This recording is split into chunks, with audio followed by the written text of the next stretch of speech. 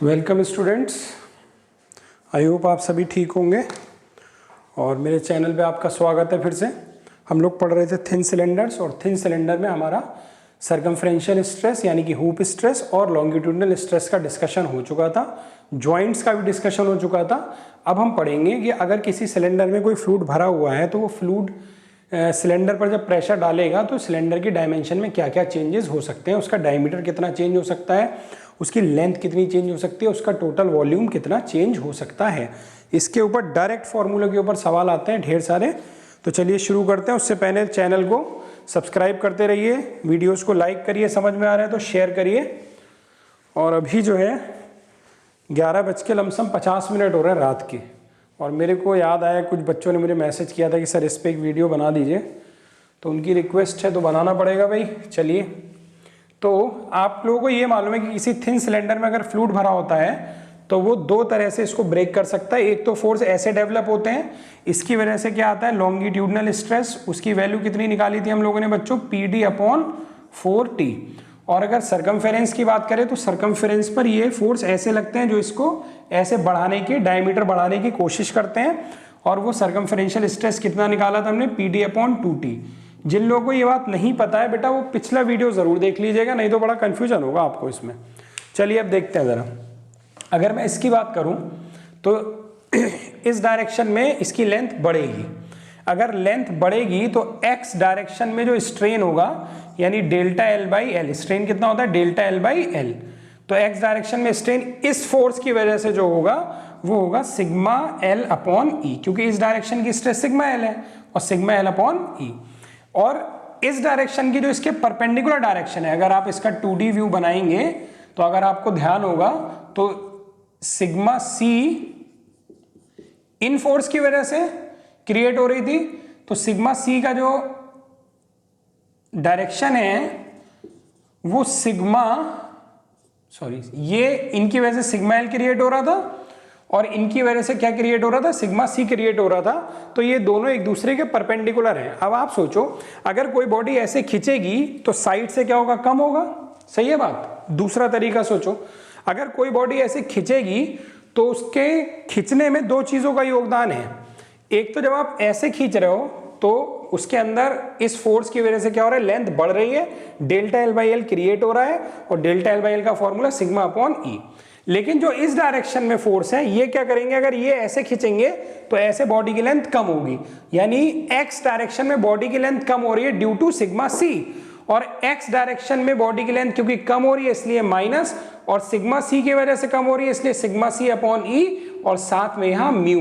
क्यों, क्योंकि ये हो गई लेटरल स्ट्रेन और ये हो गई लीनियर स्ट्रेन। लीनियर स्ट्रेन बच्चों क्या होता है, इन ए डायरेक्शन ऑफ फोर्स, फोर्स के डायरेक्शन में, क्योंकि अभी हम x की बात कर रहे हैं ना, इस वाले डायरेक्शन की बात कर रहे हैं ना हम लोग।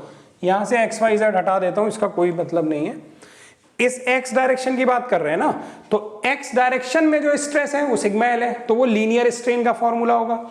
और जो इसके परपेंडिकुलर डायरेक्शन में स्ट्रेस है वो जो इफेक्ट इस पे डालेगी, जैसे ये ऐसे खींचेगा तो ये ऐसे कंप्रेस होगा, तो वो लेटरल स्ट्रेन होगा, क्योंकि ये जिस डायरेक्शन में हम लोग मेजर कर रहे हैं उसके परपेंडिकुलर है, तो म्यू σC/E होगा। ठीक है। इसी तरीके से अगर मैं बात करूं y डायरेक्शन की, और y डायरेक्शन में मैं मान लेता हूं कि इसका डायमीटर है, तो अगर ये बॉडी ऐसे खिंच रही है तो डायमीटर कम होता है। लेकिन अब अगर इसकी वजह से सोचो, यहां पर क्या हो रहा है, ये बढ़ने की कोशिश कर रहा है, तो डायमीटर वाले डायरेक्शन में यानी ΔD/D, और किसकी वजह से बढ़ने की कोशिश कर रहा है, σC की वजह से, σC की वजह से, तो σC/E माइनस, और इसकी वजह से क्या होगा, अगर ये फैलेगा तो ये डायमीटर कम करेगा। अब क्योंकि ये जो फेस है और ये जो लेंथ है ये एक दूसरे के परपेंडिकुलर है ना भाई, फेस की एक्सिस ये है x और इसकी एक्सिस ये है, तो दोनों परपेंडिकुलर हो गए। यानी अगर आप इस डायरेक्शन की बात कर रहे हो तो ये लीनियर होगा और ये लेटरल होगा, तो ये हो गया लीनियर स्ट्रेन, और लेटरल क्या हो जाएगा, म्यू σL/E। ठीक है बच्चों, और इतना ही एक और EZ भी आएगा, क्योंकि तीन डायरेक्शन है यहाँ पर, ये x मानी हुई है मैंने, ये वाली डायरेक्शन में y मान लेता हूं, ये वाली y मान लेता हूं, और ये वाली क्या मान लेता हूं बच्चों, z मान लेता हूं। ये वाली डायरेक्शन क्या मान लेता हूं बच्चों, z मान लेता हूं। अब थोड़ा ध्यान से देखो जरा, मैंने इसको y माना है, इसको z माना है और इसको x माना है, तीनों परपेंडिकुलर है ना एक दूसरे के, तो z में भी तो डायमीटर है, y में था z में भी तो डायमीटर है, तो z में भी डायमीटर के लिए यही फॉर्मूला होगा, delta d by D is equal to sigma c upon E minus mu sigma l upon E. Note कर लिए जल्दी से तीनों को, E X, E Y, E Z को। तो बच्चों डेल्टा एल बाई एल निकालने के लिए ये फॉर्मूला है, डेल्टा डी बाई निकालने के लिए ये फॉर्मूला है, और यही डेल्टा डी बाई डी का यहां भी लिखा है। तो ये तो हमने तीनों डायरेक्शन की अलग अलग स्ट्रेन्स निकाल ली। अब हम अगर z डायरेक्शन के वॉल्यूम में निकालेंगे तो वॉल्यूम में तीनों को जोड़ देंगे, ई एक्स, ई वाई और ई जेड। तो ई एक्स की वैल्यू कितनी है बच्चों, ये रही, ई एक्स प्लस ई वाई और ई जेड, देखो दोनों वैल्यू सेम है, यानी 2 टाइम्स ऑफ ई वाई कर सकता हूं। तो ई एक्स की जगह क्या पुट कर सकता हूं बच्चों, मैं पुट कर सकता हूं sigma L upon E minus mu sigma upon E plus 2 times of E Y, यानी ये sigma C upon E minus mu sigma L upon E. ये फॉर्मूला आ गया वॉल्यूमेट्रिक स्ट्रेन का, यानी डेल्टा वी बाई वी का। तो यहां पर आप बच्चों ध्यान से देखो, हम लोग डेल्टा एल निकालना हो यानी चेंज इन लेंथ, तो इस फॉर्मूले से निकाल सकते हैं हम लोग। अगर हम लोग को डेल्टा डी निकालना हो, डेल्टा डी, तो इस फॉर्मूले से, या ये जो ऊपर लिखा है इस फॉर्मूले से निकाल सकता हूं मैं। और अगर मुझे डेल्टा वी निकालना हो तो मैं इस फॉर्मूले से निकाल सकता हूं। बेहतर यह है कि यही फॉर्मूले यूज करो। मैं अगर चाहूं तो यहां पर सिग्मा सी और सिग्मा एल की वैल्यू रख के इनको छोटा भी कर सकता हूं, लेकिन वो फॉर्मूले कब यूज करना, if efficiency of joint is not given. अगर गिवन हो तो भैया पहले सिग्मा सी इस फॉर्मूले से पी डी बाई 2t ईटा से निकाल लेना, और sigma L P D by 4t ईटा से निकाल लेना, तब इसमें रख देना अगर गिवन हो तो। नहीं गिवन है तो भी कर तो सकते ही है, बस यहाँ ईटा नहीं होगा, बाकी वैल्यू निकाल के यहां रख देना। तो इनको थोड़ा छोटा किया जा सकता है फॉर्मूलों को। जैसे इस फॉर्मूले को अगर मैं छोटा करना चाहूं तो मैं क्या कर सकता हूं, देखो delta D by D is equal to sigma C की जगह क्या लिख सकता हूं, P D by 2t upon E minus mu P D by 4t upon E. यहां से मैंने ले लिया P D by 2t E common, क्या बचा, यहां से बचा 1 माइनस, यहां क्या बचेगा बच्चों, यहां बचेगा 2 mu P D by 2t, 1 minus mu upon 2। एक बार जरा कैलकुलेशन में चेक कर लेता हूं। ठीक है बच्चों, तो ये फॉर्मूला भी एक हमारे पास डेल्टा डी बाई डी का है, लेकिन ये कब यूज करोगे इस बात का ध्यान रखना, ये eta of joint, efficiency of joint ना दियो तब ये यूज करना, और अगर दी होगी तो बच्चों यहीं पे पहले सिग्मा सी अलग निकालना पी डी बाई 2t ईटा से, तब यहां पुट करना, समझ गए, तब डायरेक्ट ये फॉर्मूला मत यूज करना। चलो इसी तरीके से अगर डेल्टा एल बाई एल का भी एक छोटा फॉर्मूला निकालना हो तो क्या निकल सकता है, सिग्मा एल बाई ई यानी पी डी अपॉन 4t ई माइनस म्यू, सिग्मा सी की जगह पी डी अपॉन 2t ई, और इसको और क्या लिख सकते हैं हम लोग, यहां से अगर मैं ले लूं P D by 4t E common ले लूं तो क्या बचा, ये तो 1 हो गया, 1 माइनस यहां से बचेगा 2 म्यू।